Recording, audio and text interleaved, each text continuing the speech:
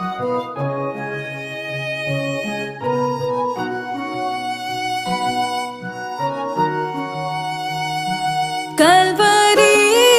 के पास खड़ा हो,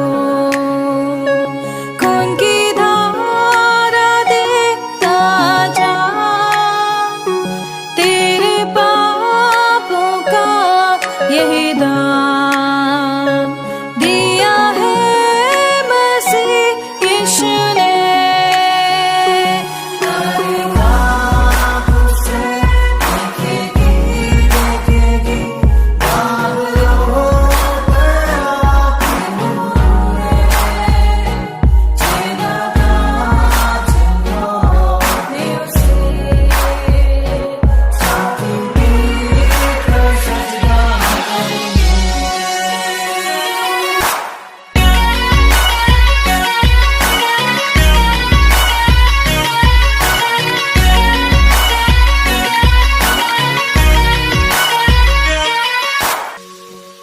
ये हुआ सब तेरे लिए, तूने भी उसे छेड़ा था,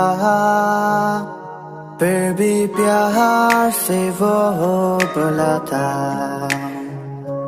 जाता क्यों नहीं तू उसके पास, फिर भी प्यार से वो बोला था, जाता क्यों नहीं तू उसके पास।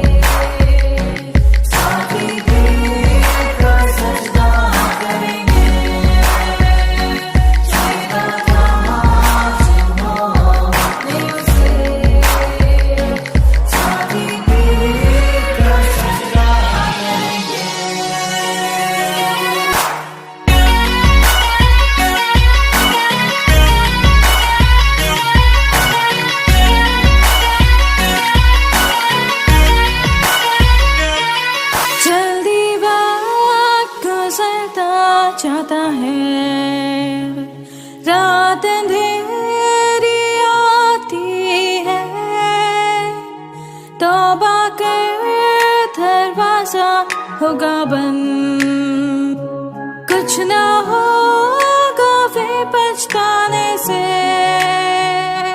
तौबा कर दरवाजा होगा बंद, कुछ ना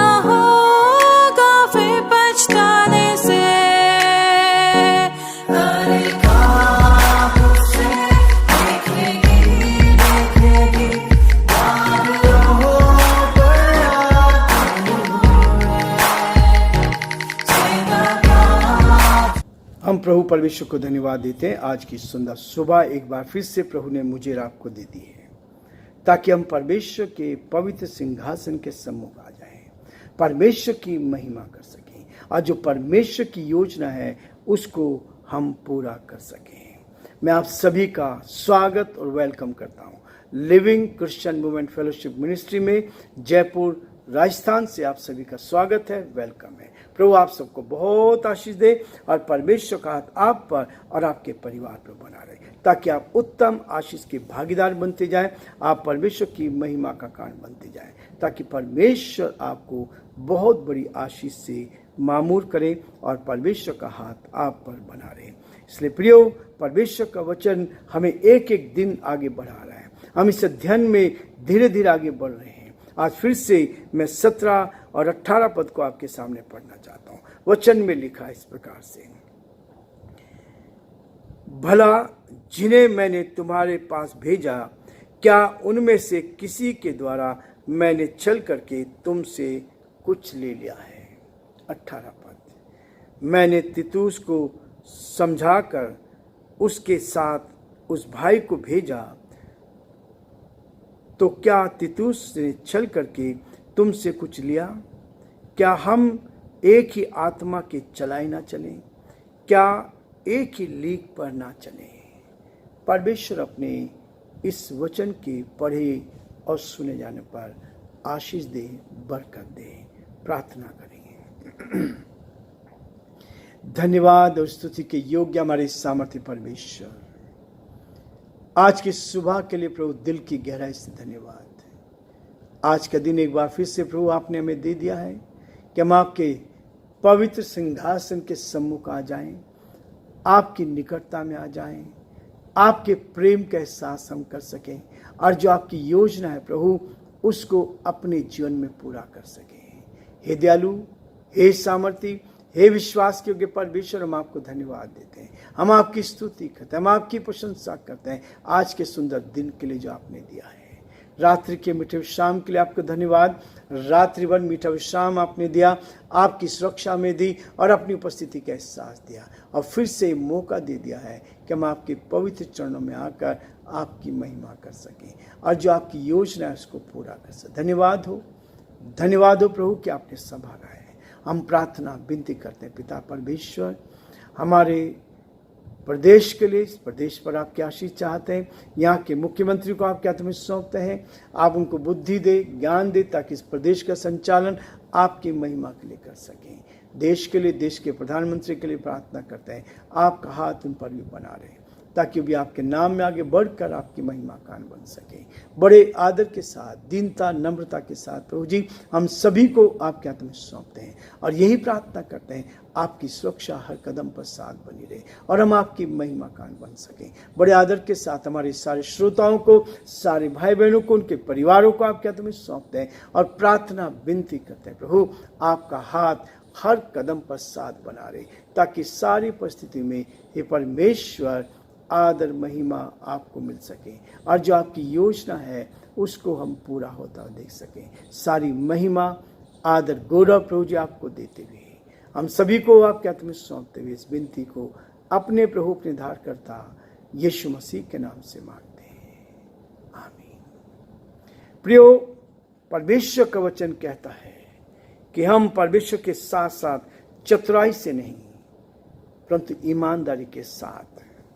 परमेश्वर चतुराई का परमेश्वर नहीं है। प्रभु के लोग चतुराई नहीं कर सकते किसी भी हाल में नहीं। यदि आप सच्चे विश्वासी हैं, यदि आप प्रभु के साथ चल रहे हैं तो चतुराई आपके अंदर नहीं हो सकती। आप ईमानदारी के साथ, सच्चाई के साथ, विश्वास योग्यता के साथ इस वचन को लेकर आगे बढ़ सकते हैं ताकि परमेश्वर आपके जीवन पर वो उत्तम आशीष दे पाए जो उत्तम आशीष वो देना चाहता है। प्रियो, एक एक कदम पर वो हमारी रक्षा करता है। इस अध्याय को हम समाप्त करने जा रहे हैं ताकि हम परमेश्वर के साथ साथ आगे बढ़ें, इस वचन को लेकर आगे बढ़ सके। आज परमेश्वर चाहता है कि हम इस वचन की गहराई में जाकर और परमेश्वर की गहराई में आ जाएं। कहता, भला जिन्हें मैंने तुम्हारे पास भेजा।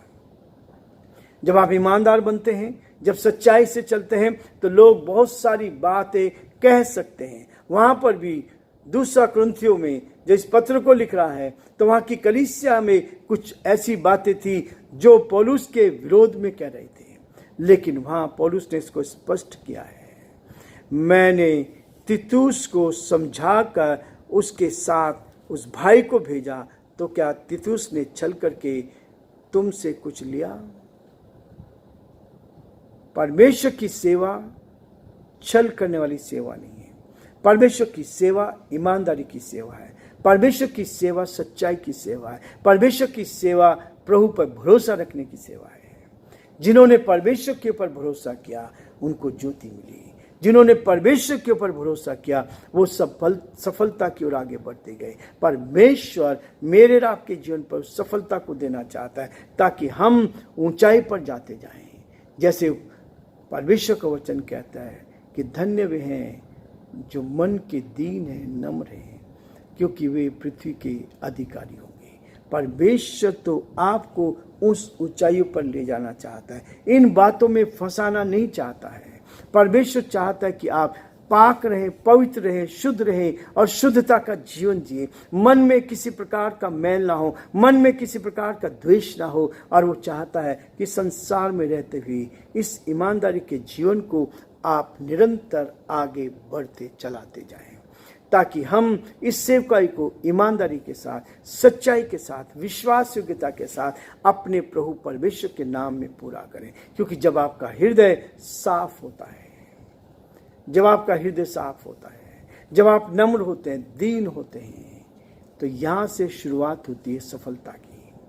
यहाँ से शुरुआत होती है परमेश्वर के वचन में सफलता प्राप्त करने के लिए। यहाँ से प्रभु इस बात को लेकर आता है कि हम सफलता को लेकर आगे बढ़ें। और इसीलिए पौलुस कहता है कि मैंने किसी के साथ तीतुस को तो भेजा, समझाकर भेजा, उस भाई को भेजा जो तीतुस के साथ था। क्या उसने छल करके तुमसे कुछ लिया? ऐसा नहीं।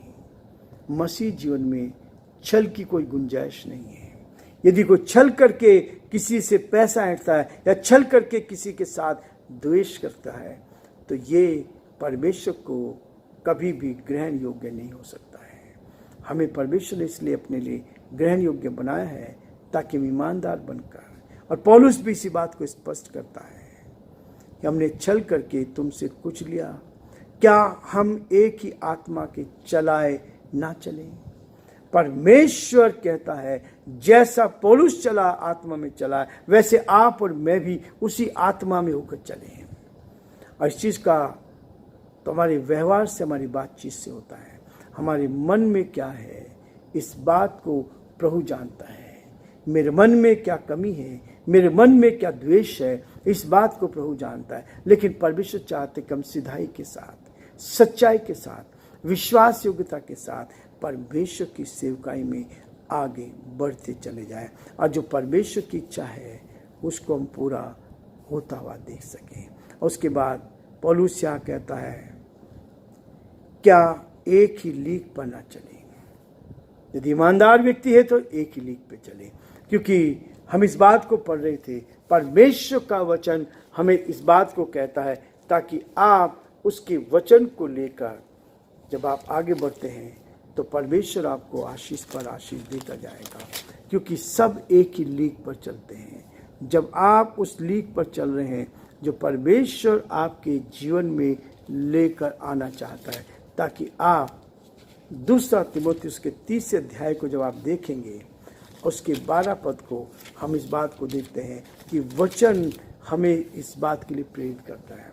सब एक ही लीक पर चलने की बात करता है। यहाँ कुरिन्थियों की कलीसिया को भी कहता है, क्या हम सब एक ही लीक पर नहीं चल रहे हैं? क्या है लीक? उस लीक के लिए यहाँ स्पष्ट करता है।